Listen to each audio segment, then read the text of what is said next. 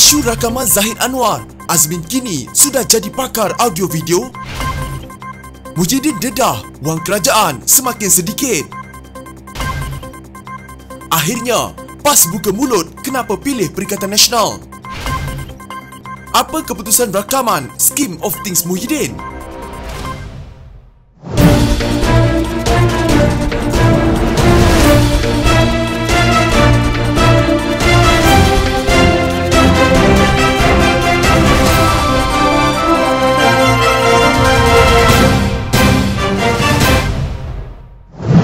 Mengatakan bahawa dia dengan confirm dengan apa yakin yang mengatakan audio yang untuk dengan kita tak ada waktu.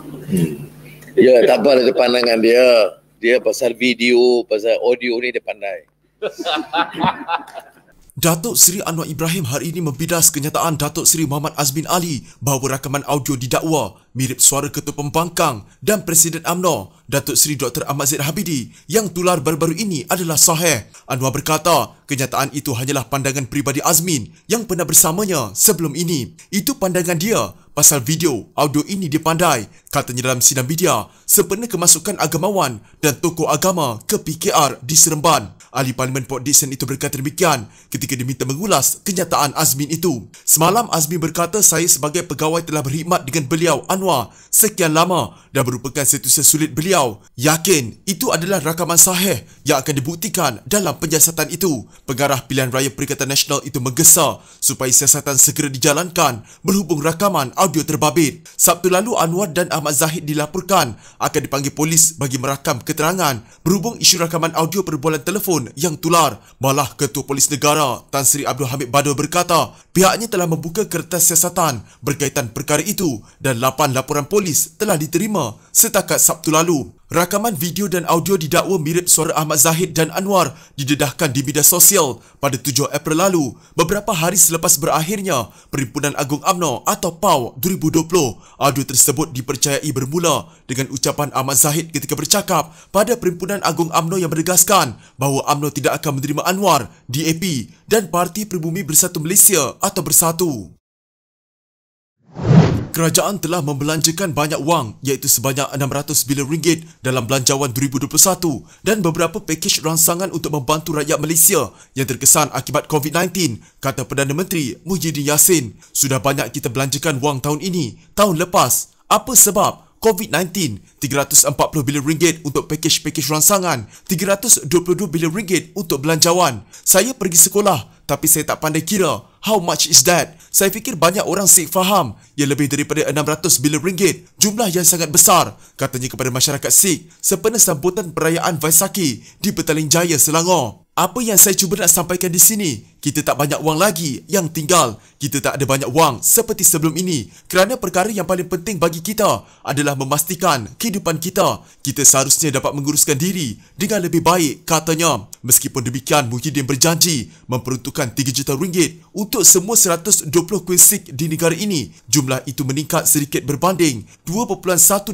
juta ringgit pada tahun 2020. Perdana Menteri juga mengumumkan peruntukan 1 juta ringgit untuk Majlis Kutwara Malaysia bagi membina pusat Sikh. Pada Mac lalu, Muhyiddin mengumumkan pakej rangsangan ekonomi baru yang digelar Program Strategik Memperkasa Rakyat dan Ekonomi Pemerkasa bernilai 20 bilion ringgit. Sebelum ini, kerajaan mengumumkan pelbagai pakej rangsangan iaitu Prihatin bernilai 250 bilion ringgit, PKS Prihatin 10 bilion ringgit, Penjana 35 bilion ringgit, Kita Prihatin 10 bilion ringgit dan Permai 15 bilion ringgit. Sementara itu, Muhyiddin berharap rakyat Malaysia dapat mengenal sambutan perayaan pelbagai kaum dan agama di negara ini. Saya ingin menegaskan bahawa dasar Perikatan Nasional sangat berlandaskan prinsip hormat, inklusif dan keadilan. Oleh itu penting bagi kita untuk saling mengenal dan memahami keunikan budaya dan sejarah antara satu sama lain, katanya. Perdana Menteri berkata, sikap dan tingkah laku yang boleh menimbulkan rasa kurang selesa dan kecurigaan di kalangan rakyat harus diketepikan. Apa faedahnya mendapat jumlah sokongan majoriti yang besar tetapi pada masa sama tidak berintegriti, kata Presiden PAS Datuk Seri Abdul Hadi Awang. Beliau berkata, sekiranya dari awal lagi pemerintah mula berbohong kepada rakyat untuk mendapatkan sokongan majoriti yang akan berakhir dengan kemusnahan negara. Justru katanya PAS dan rakan Pakatan dalam Perikatan Nasional menawarkan kerajaan selamatkan rakyat dengan pemerintahan sebuah negara berkebajikan yang membawa berkat. Kita menolak pemerintah yang berbohong kerana ia cukup untuk menjadi tanda hilangnya integriti dan yang pasti mengundang semua perangai buruk lain termasuk menjadi kleptokrat. Selain kehilangan integriti pemimpin yang akan diikuti dengan kelemahan kerajaan itu sendiri yang penamatnya adalah kemusnahan negara, katanya menerusi minda Presiden PAS yang dimuat naik dalam akaun Facebooknya. Menurut Abdul Hadi, perubahan itu bukan dengan mendapat kuasa kuat di bumi yang kaya raya dengan apa saja, tetapi perubahan peribadi pemimpin dihormati rakyat kerana mempunyai sifat integriti, adil dan bijaksana. Katanya bukan melalui cara rakyatnya dibuli dengan kezaliman, dibeli dengan politik wang, diberikan rasuah dan ditipu dengan pelbagai pembohongan sehingga integriti tidak lagi menjadi keutamaan. Malah terdapat negara yang dimusnahkan kerana berlakunya kezaliman, keruntuhan moral, salah laku dan sebagainya. Semua itu berlaku berpunca daripada tidak beriman dan budiman sehingga ilmu dan kebijaksanaannya digunakan untuk menipu rakyat. Akhirnya rakyat menjadi mangsa kerana bersama menyokongnya, katanya. Beliau menjelaskan konsep adil kepada semua adalah ciri terpenting bagi negara berkebajikan, berteraskan akidah yang menghapuskan sifat melampau dalam segala aspek iaitu politik, ekonomi dan sosial. Katanya adil adalah salah satu ciri terpenting kepada negara berkebajikan yang bermasyarakat majmuk, berlaku adil kepada seluruh manusia daripada pelbagai agama dan bangsa, bahkan juga diwajibkan berlaku adil terhadap musuh, katanya.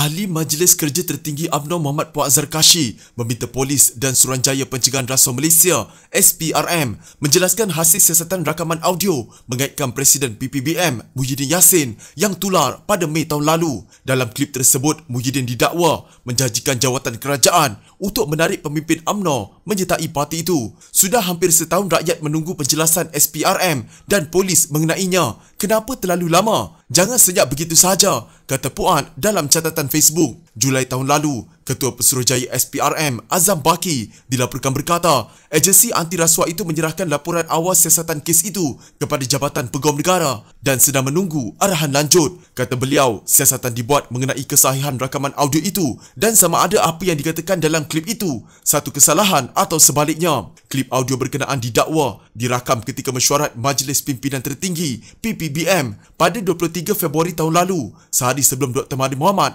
meletak jawatan sebagai Perdana Menteri dan pengerusi parti itu. Susulan itu, PPBM meninggalkan Pakatan Harapan sekaligus mencetuskan krisis politik negara yang akhirnya mendorong Yang di-Pertuan Agong Sultan Abdullah Sultan Ahmad Shah melantik Muhyiddin sebagai Perdana Menteri. Puan berkata lebih lanjut dalam catatannya di Facebook, pelantikan menteri dari UMNO mencetuskan kontroversi kerana ia tidak mengikut hierarki parti dan tiada perbincangan dibuat mengenainya.